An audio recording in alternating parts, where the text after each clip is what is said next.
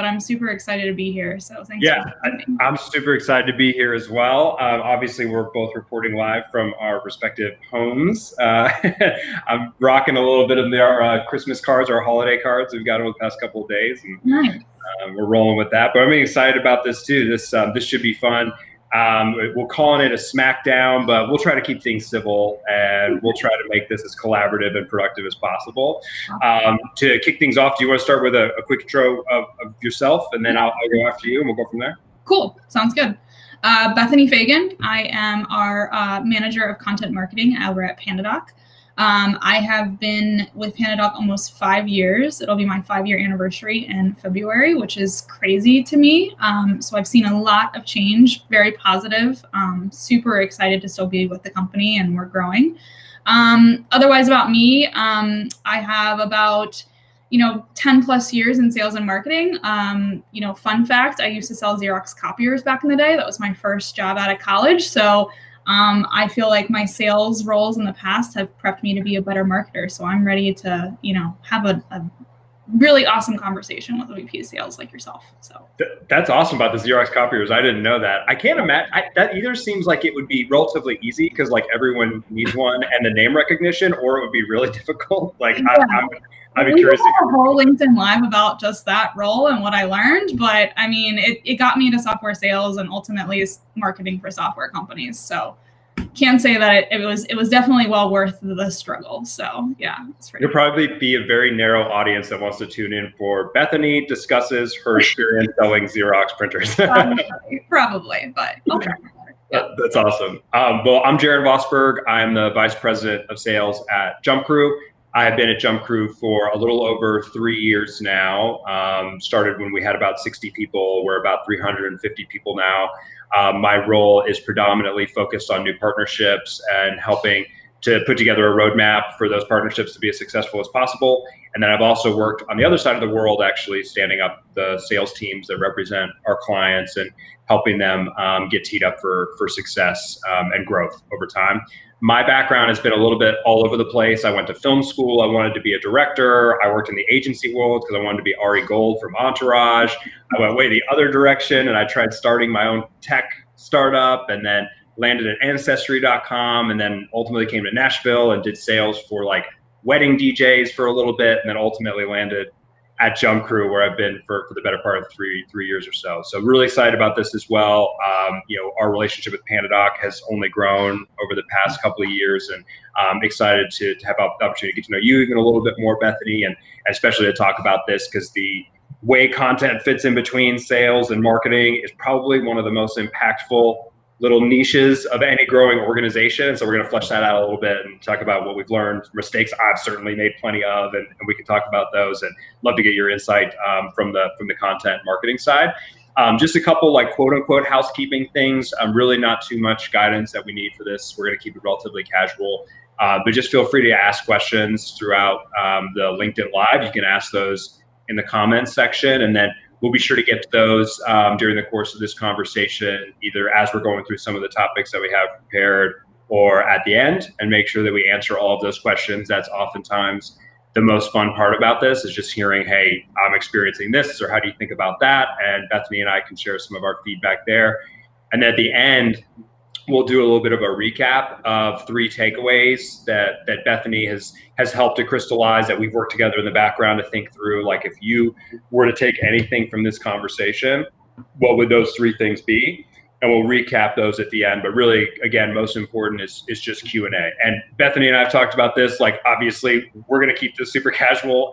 Everyone's casual right now, so we'll keep it as natural and fun as possible. So with that, Bethany, I think one of the topics that we wanted to kick off with, just to get things rocking and rolling, was from your perspective, some insights that you guys have had from polls internally around content, and would love to hand it over to you just to kind of use that as our first talking point, and we'll take it from there. Yeah, sure. So, as someone who's done content for a few years, what I like to better understand is not only metrics of measurement around what's working and what's not, but like, does anybody really care, right? Like, what does sales really care about? What does our audience care about? We did a little internal poll of our sales team on Slack, and Probably not too big of a surprise, but about 75% of them said that they find that customer case studies, communities, training materials are probably the most useful pieces of content from them. And then alternatively, we surveyed not only our customer audience, but also our subscriber audience. So those who are kind of like passively checking out content. And they said that they equally agree. Like they like to see more product updates, product tips, things like that, right? Now, it could be because they are trialing the product. You know, Pandadoc does offer a 14-day trial. They want to get to know us and who we are a little bit. But, you know, for me, it's with my content strategy and content mapping and all these other things that I've done in the past around auditing our content, I always feel like thought leadership was more possible, right? Or like more exciting for people, that they wanted to learn how to be a better sales rep or how to be a better marketer, something that indirectly relates to how Pandadoc can help them be successful, right? So curious to get your thoughts, Jarron. Like, what do you guys find that is that the sales team mostly relies on, or what your audience responds to if it relates or similar? Yeah, your feedback is really interesting because I don't think that there's any surprise that case studies float to the top from a salesperson's perspective. And I don't know how much of that is because we've seen a direct correlation between sharing a case study and someone ultimately becoming a client, or because it's just the default, oh, well, let me just validate whether or not you can do what I think it is that you do. And so that's a little tricky. And something that we found with case studies specifically, and I've got to give a lot of credit to our delivery and our content teams for helping to flesh this out, is it's one thing just to show data, like here were the results, but it's another thing to explain the reason why that partner came to JumpCrew or to Pandadoc in the first place, what the problem was, and then the approach to solving that problem, and then the results. Like, it's a completely different story, because anybody can look at percentages and say like 100% growth in revenue from $0 to $1, but like that doesn't mean anything. But when you can read between the lines and see, all right, I can relate to that problem as a potential customer, I can relate to that use case as a potential customer, and I see that Pandadoc JumpCrew has experience in solving that use case at various different scales, then that helps give me that confidence. So it's important to be careful, I think, with case studies and not use them as a crutch, but to use them very specifically. And more so on the sales side, I think one of the most important questions to ask when someone says, hey, can you send me some case studies, is something like, what is it that you're looking to learn more about? What is it that you're looking to understand? Like, I can send you content all day, but I want to give you what's really meaningful. So that, from a sales perspective, I've seen that. And then you mentioned something too, Bethany, which I liked, is the distinction between the content that salespeople find the most valuable, and then the content that more passive passerbys find interesting. And we have that as well on the JumpCrew side. Maybe we're actively talking to prospects or opportunities, but then there's people who are just kind of exploring what the concept of enlisting a sales company like JumpCrew could be. So maybe they're not like, hey, I'm shopping, but they're like, oh, what is this? We call it jump curious. It's kind of the joke phrase that we have, is they're like, all right, let's see what this is. And that's completely different. It's like, I'm looking for broader education, and you did a great job of explaining that. So both of those categories certainly hit home for our use cases at JumpCrew. Yeah, I think a couple of things that you mentioned there that we're trying to improve over at Pandadoc is, you know, I get requests from the sales team all the time, like, I need a finance industry case study, or I need, you know, they're very specific about industries or use cases, right? Which I can understand, but it's also me taking a step back and being like, okay, well, can we assess our current customer base? Like, are we winning a lot of deals here? Then yes, it totally makes sense for us to explore a path of, you know, creating more case studies in a certain persona or use case or industry, right? And I think where we get hung up sometimes at Pandadoc with creating case studies is there has to be metrics that they've seen from using Pandadoc, right? But it's hard to quantify that because a lot of our customers probably weren't measuring that before they purchased our tool, right? And now they have an idea of their close rates and win rates and completion rates and all these things, right? But I think what I love about what you said was, it's about the story, right? It's about the experience that a customer has had, and that's the value, right? So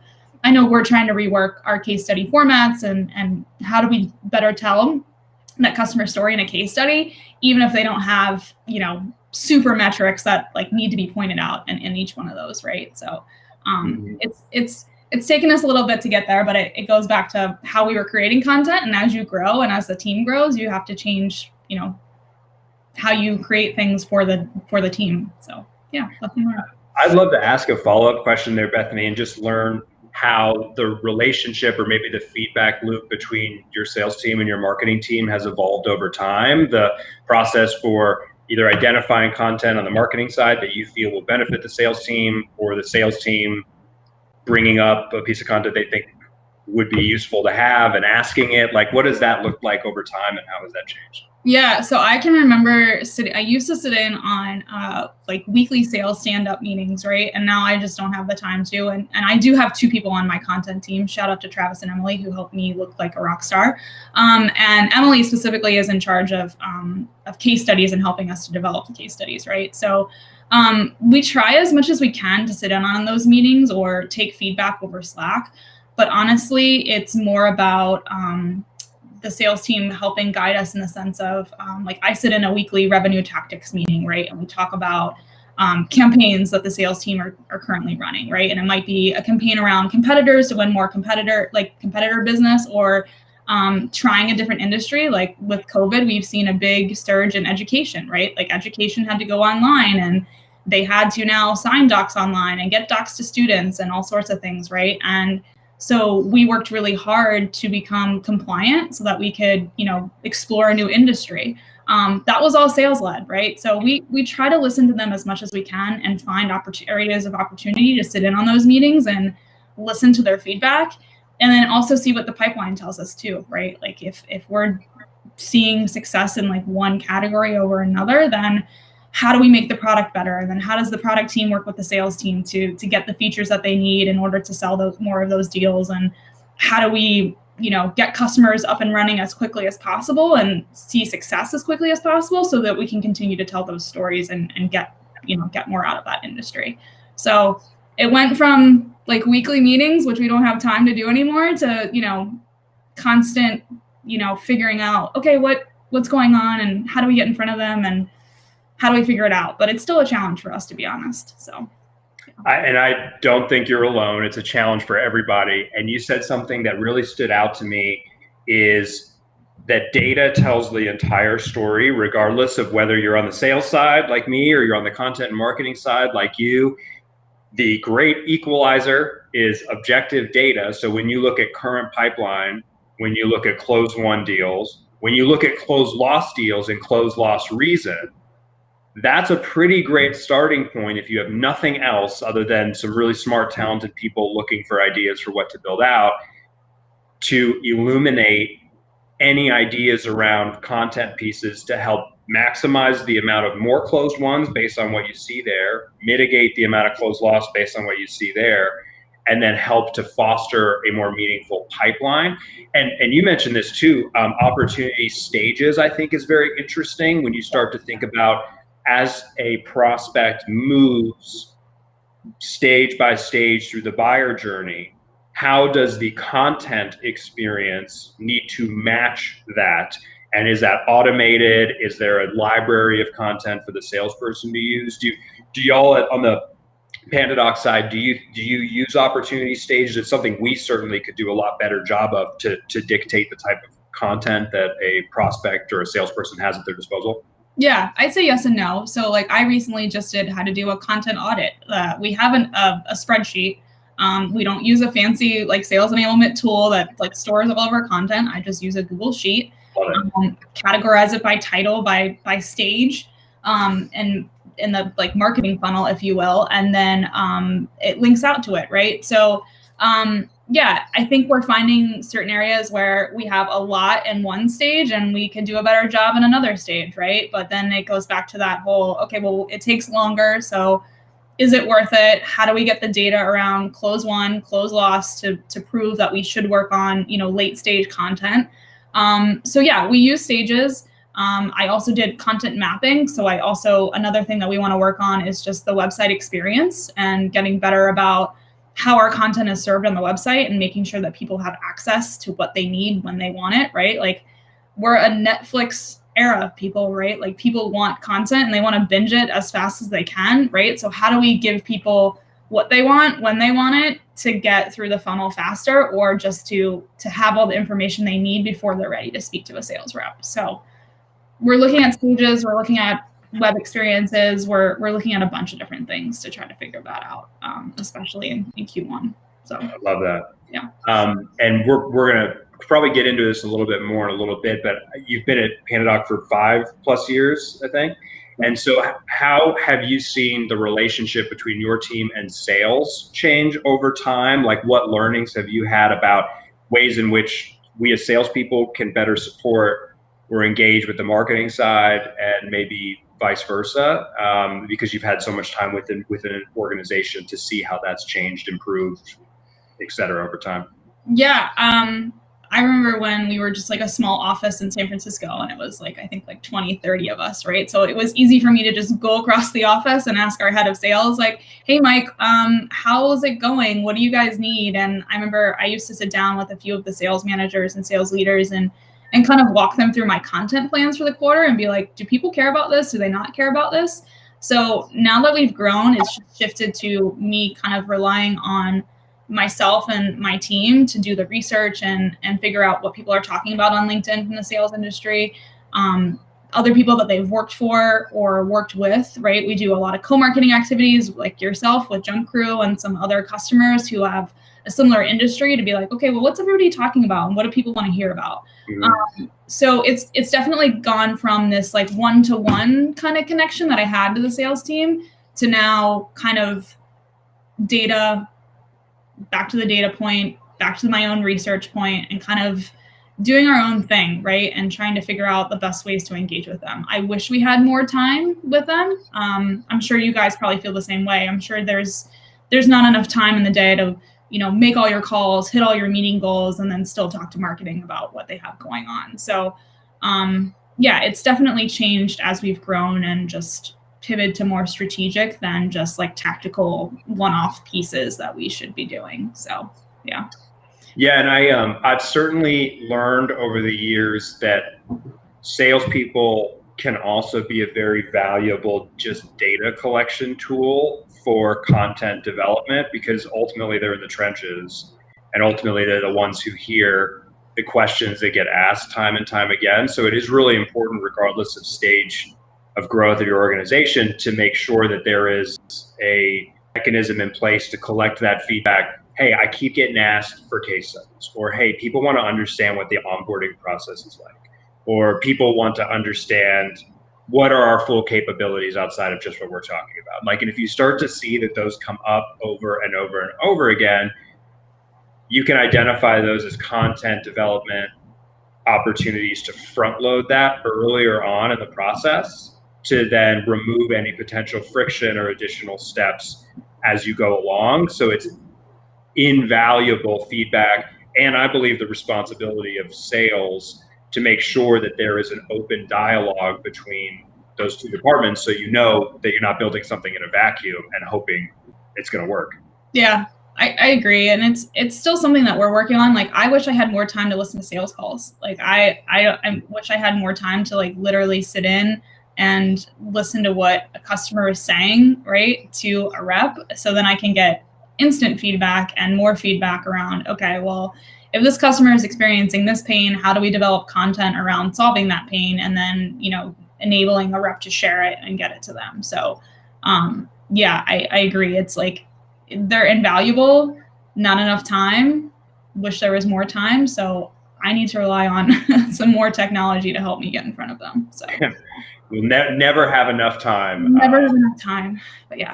It's too bad. But one thing that we touched on just a second ago, and I wanted to actually expand on that for one of the topics that we wanted to make sure we covered, was how content needs or priorities change throughout the growth and evolution of an organization. You having been at Pandadoc since it was just a handful of people, me being at JumpCrew since some of the earliest days, we've seen pretty much every stage up until now, with hopefully many more stages to go. I'll share a little bit about my observations during that time, and then I'd love to get your feedback from the Pandadoc side. But I've almost seen our relationship with content changed in 3 distinct chapters. When we're relatively early stage or very early stage, most of our content is made inside of a vacuum. We think this is what people are going to want to see. We have the burden of explaining who we are, what we do, and why it matters.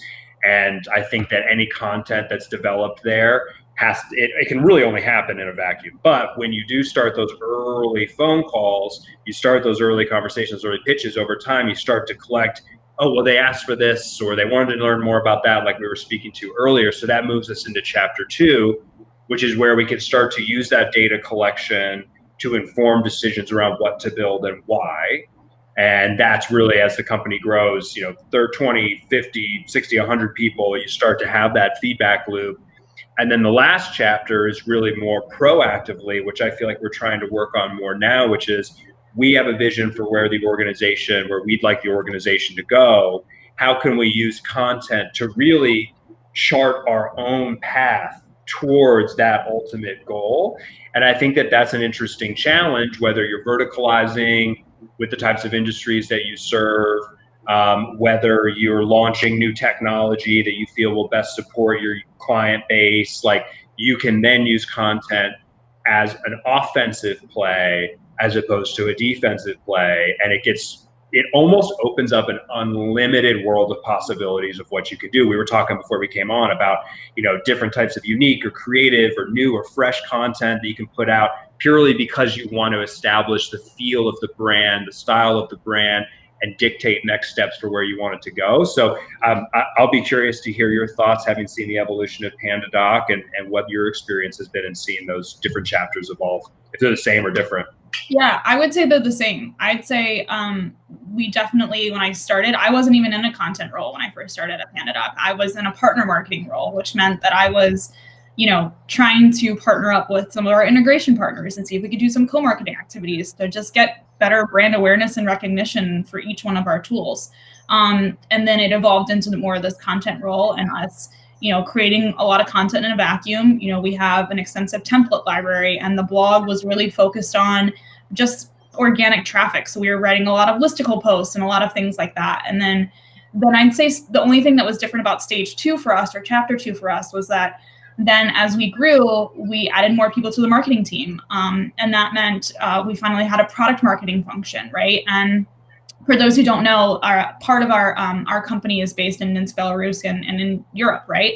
All of our product team pretty much sits over there. So we need to have, product marketing partly in the US and partly in Europe. So then that creates a challenge of like, okay, well, how do we create content, and how do we create more product content that's, the right brand and the right voice? So then it was content not only being created in a vacuum, but then also for other teams within the marketing team. They needed help. They couldn't create all of it. So the content team had to help create some product marketing content. Mm-hmm. And then I feel like within the last year, and this will especially be true in Q1 of 2020, I feel like we're finally hitting chapter 3, right? Which is, we released a state of deals report earlier this year, and then COVID happened, right? So we had started to see where there was proactive pieces that we were putting out, right? Finally, for us to be a thought leader in the sales industry and use our own customer data to write some really nice reports and really informative things. Obviously, the world had other plans, so that kind of got us tripped up a little bit. But I definitely can't wait for Q1 we were doing some content planning this week and trying to figure out, okay, is state of deals the same thing in 2021, or is it something different? Like you mentioned, we were kind of jumping on ahead of time, and we've seen other SaaS companies create some very interesting stuff that isn't content, but it's a clothing line, or it's a Patreon channel, or things like this, right? So I definitely feel like we're getting to chapter 3, but there's still some stuff lingering from chapter 2 for us that we'll try to fix in 2021. So, yeah. And I love everything you said, and actually want to stop for a second there's been some good questions, yes, which we'll get to. There's one that I want to plug in right now because I think that it's top of mind. Nate asks, what does the next generation of content look like, especially with how rapidly video content is expanding? And I think this is a perfect segue from the tail end of what you were saying. Bethany, I'd love to get your thoughts. You mentioned what exactly we were talking about, the clothing line. I know we've gotten, hot sauce, like branded hot sauce. I think a lot of us have probably been on the receiving end of some of these. I remember one of the companies sent me a little Lego thing that I could build on my own, and I did. That was what I spent the first 3 hours of a workday doing. I'd be curious if you have any thoughts about what the next generation of content looks like. Yeah, I think we've touched on it already, right? Like we've talked about these other SaaS companies and other things doing things a little outside the box, right? So I think the next generation is a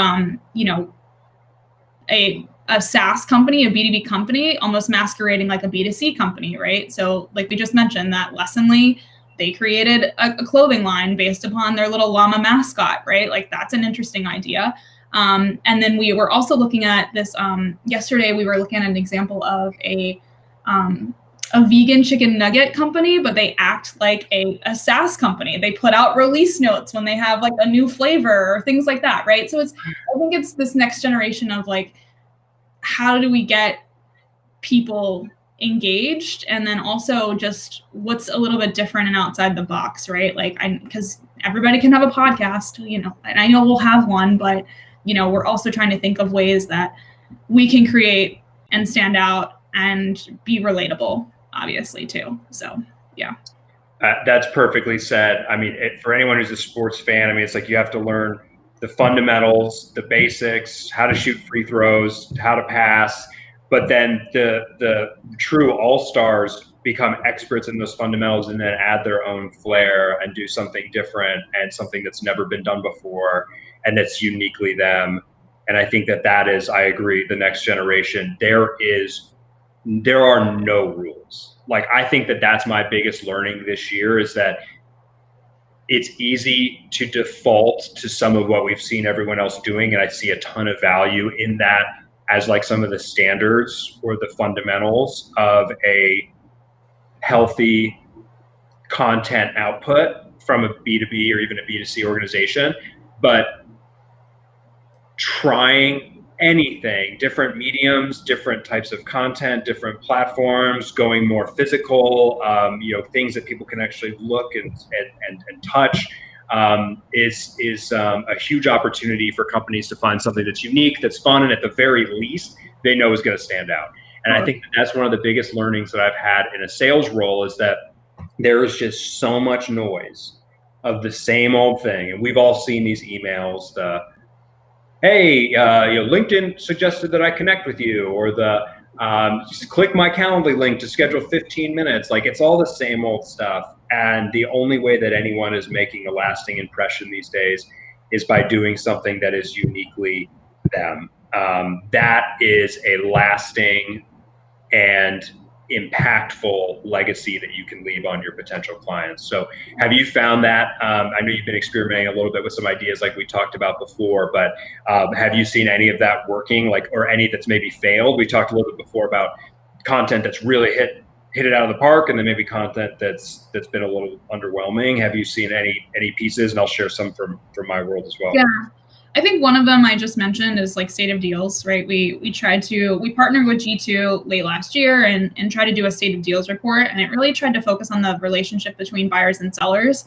It's a constantly evolving relationship, but I think at least I'm banking on the fact that it failed because we were supposed to release it in March at SaaStr, their annual conference, and then that got canceled because March was right around COVID, right? Another example is, I think that's a little more relatable. We did a ebook with HubSpot, and we also did a masterclass with them this year on closing, just how to be a better closer and like how to do, just be a better salesperson.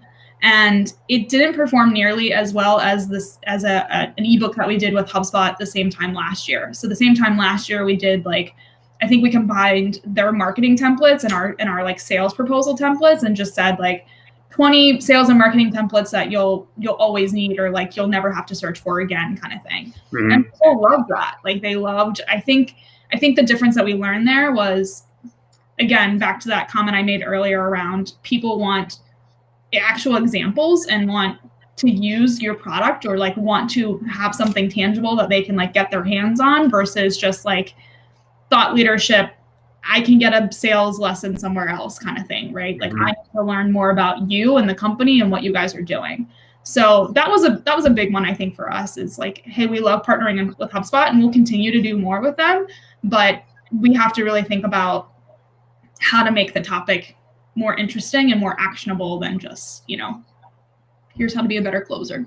So yeah, I love hearing that, because it really hits home as I think about the way in which we can kind of reach across the aisle between marketing and sales. Because what I have preached to a lot of the salespeople and the sales teams that I've worked with is the difference between selling and making a meaningful connection. And it sounds kind of buzzy to say it that way, but like the example that I use is, if you went to a mixer or you went to a party that a friend of yours invited you to, but you don't know anybody else there, chances are pretty good you're not going to go in and say your name, your title, all of your accomplishments before you ask anybody, like, just a question about how do you know so-and-so, or like, where are you from originally? Like, that's where you start to make that connection, and then you naturally get to the other stuff later. So I was like, we got to treat this whole experience like a human being, because that's who we're talking to. So let's earn the permission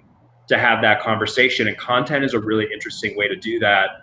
Some wins and some failures on our side: when everything went virtual, March or April.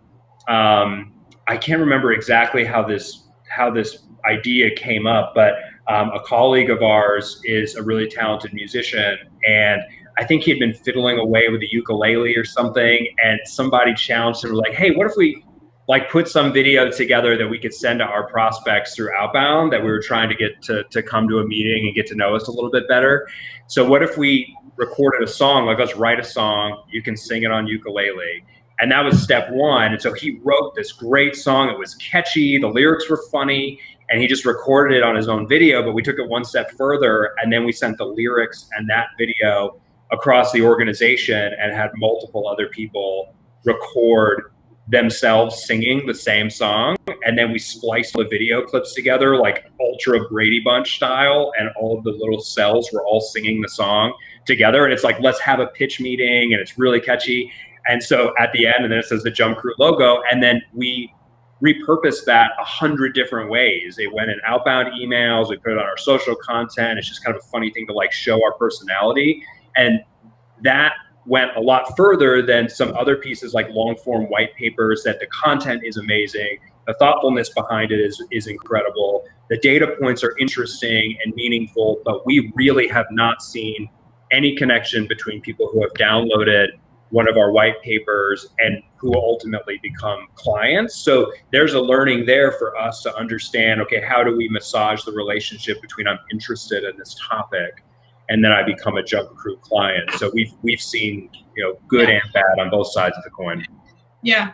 That's what we're trying to explore next quarter, right? Is like, we need to be more strategic around getting the most out of everything that we do. I think as a content team, we've looked at like the research reports and some of these other long form things, and then we put them out and then we don't really do anything else with them. But like, then turn into a video series. It could turn into a 6-part podcast episode, and it can be a 3-part blog series, or a LinkedIn Live episode.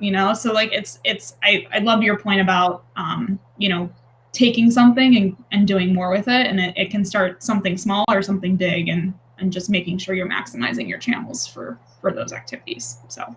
Yeah. And I think it's a muscle that needs exercising, like to take some creative risks. You have to almost do it in like little small sample sizes here and there to feel more comfortable with the idea, to get out of that blocky, like B2B marketing bad habit. So I think you guys have been really inspirational to us, and we've been learning a lot as we go along. One of the, I want to hit a couple of these questions that have popped in here too, and see if we can flesh some of these out, because I think we covered the majority of the topics that we wanted to get to, but just keep me honest if there was one we want to circle back on. One of the questions, this got asked a little bit earlier, so I'm going to kind of backtrack on it, but the question is about where Pandadoc's content or blog or content ideas are driven. Are those from feedback from clients? What do you think they will or want to know, or is it search traffic driven? It seemed like one of your colleagues was able to jump in and help answer that a little bit, but would love to get your perspective. Yeah, Emily covered it, I think, but yeah, it's mostly around SEO, right? Like that's the main function of our blog is what organically are we trying to rank for? So there is definitely a big demand gen play there. I think it will shift next year to be more thought leadership. So, but also combining the SEO component, right? So it's how do we incorporate all of our personas that we're targeting and not just sales on the blog. And then also we've also done we've launched a community for our customers. There's a blog called Unleashed, which is really product centric stuff. So it's basically like how Pandadoc admins can get the most out of their subscription and things like that. So look for us to try to combine those efforts, I think, next year. We want to make sure the blog is a reflection of how-tos, but then also execution. I think I'll steal my new director of engagement, Andres. He's having us rethink the content stages. We kind of talked about this earlier, right? I think a lot of people start to bucket content in awareness, consideration, decision, but we're trying to look at it more as inspiration, education, and execution. So, and I know that's definitely flipped my mind a little bit more, right? So it's like inspiration, well, that could be anything. That could be, 10 sales podcasts you should follow. And then like education can be like how to create a sales template. And then like execution can be like how to use Pandadoc for something, right? So I love that we've been getting into this whole, the blog, some other channels, like how do we start to incorporate some of the things that we're trying to achieve, but also incorporating feedback from our customers on what they want to see. So, yeah. So you said inspiration, education, execution. Mm-hmm.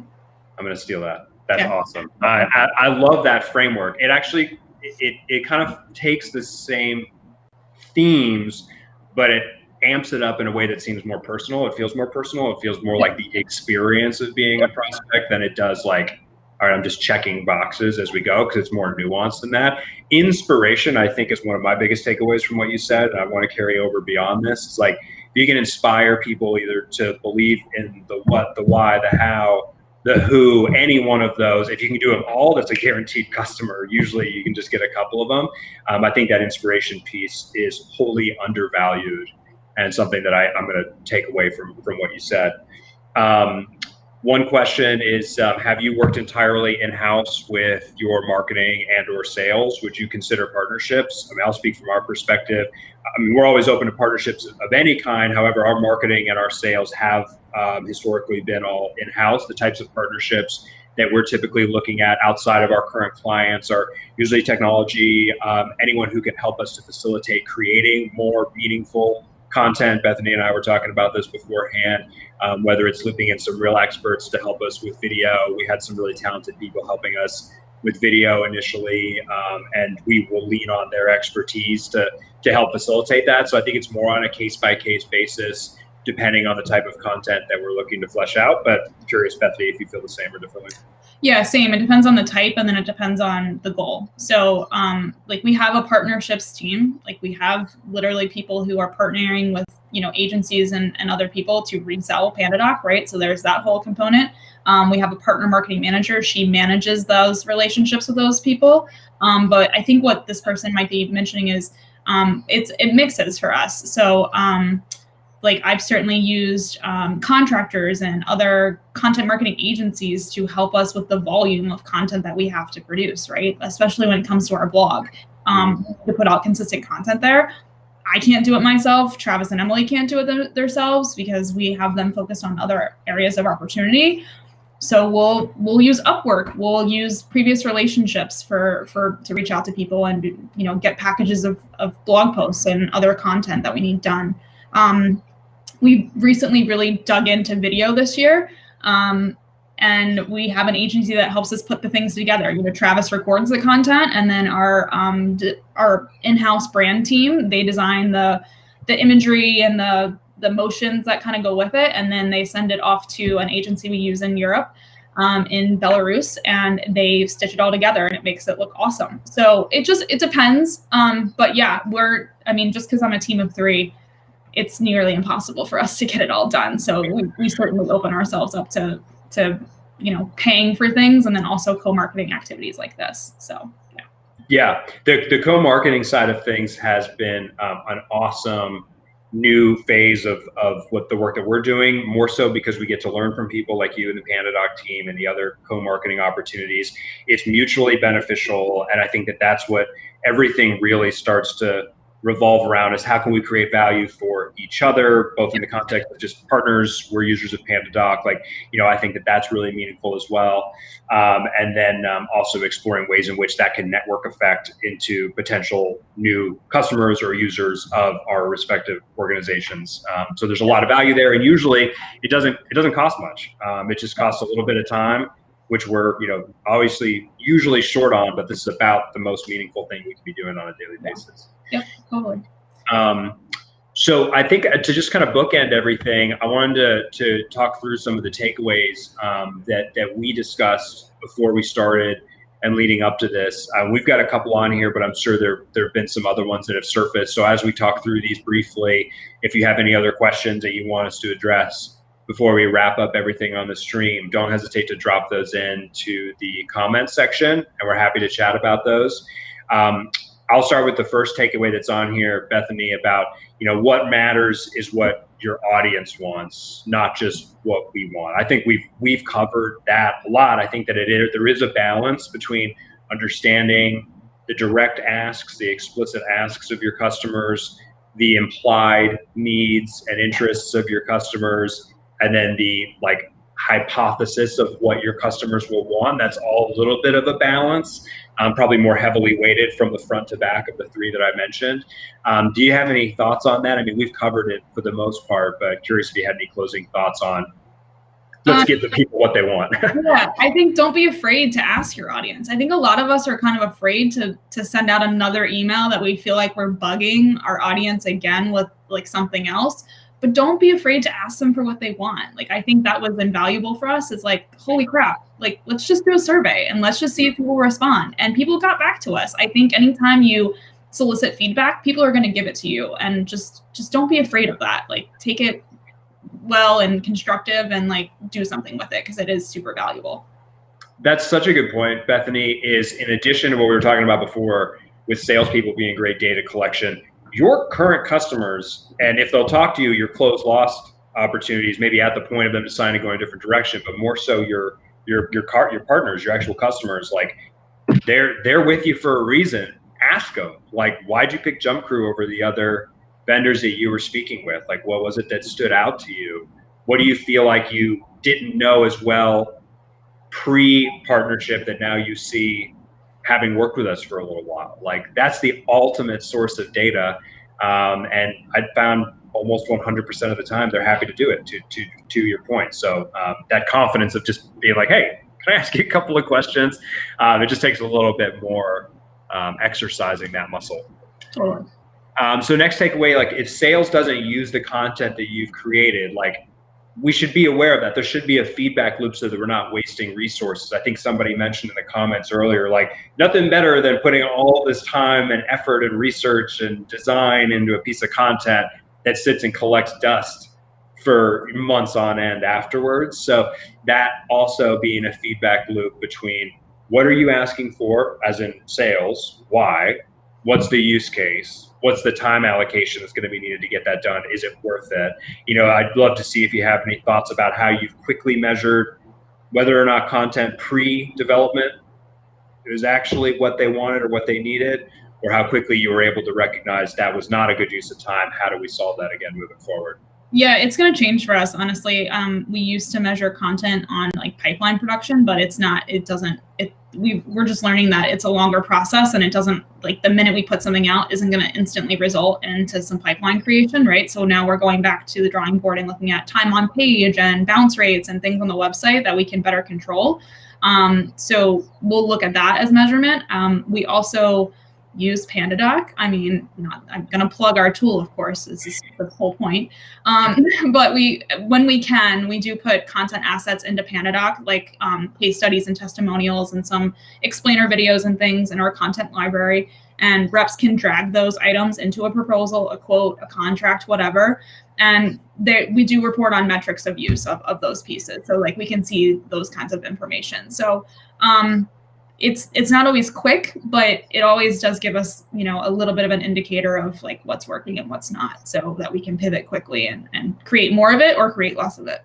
Mm-hmm. Yep. Something as simple as link click tracking, something as simple as, attribution for form fills on pages of longer form content or blogs, like always having an attribution mechanism in place to validate and then help to inform decisions is key. We talked about this earlier, but data will tell the whole story without any subjectivity.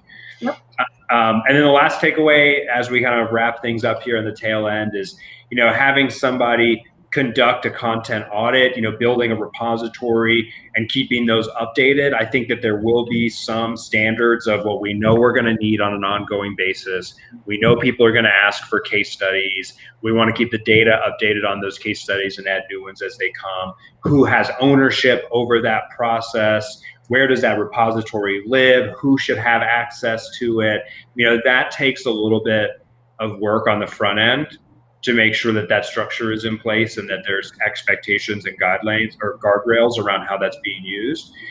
So curious if you've seen that at Pandadoc and anything you've learned since applying something similar to, a dedicated repository for the teams to use. Yeah, it's still a challenge for us. Like I said, we have a spreadsheet. When we remember to update it, we do. But I also think it speaks to like we don't need to use a fancy tool to like have something else for the reps to use, right? They already use a lot of stuff. Like they have a CRM, they have to make dials, they probably use some sort of email tool, whatever it is, right? So we try to keep it simple. Spreadsheet, plug in the content as soon as we can, and then we all try to hold each other accountable to keep it up to date, right? Because it's not just my team who's creating content.